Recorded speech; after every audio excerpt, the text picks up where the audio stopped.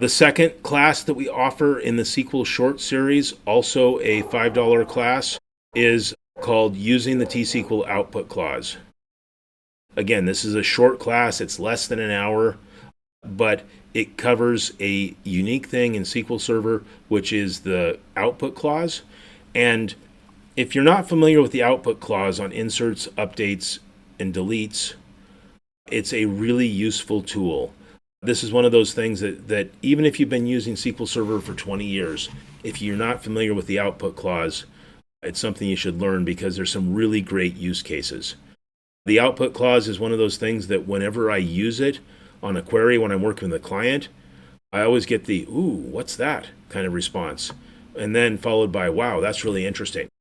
So if you've ever been through the process of deleting data where you grab a bunch of rows, you throw them into a temp table, and then you delete all the rows that match that temp table, that's an example of 3 queries to go through the process of doing that.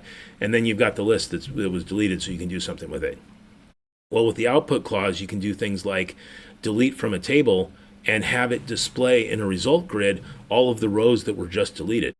So rather than just running a delete statement and seeing 17 rows deleted, well, it'll come back and it'll show you what those rows that were deleted are. And at $5, it's a great value, probably one of the best values out of all of the classes if you're not familiar with the output clause. And that's available at stedman.us/output.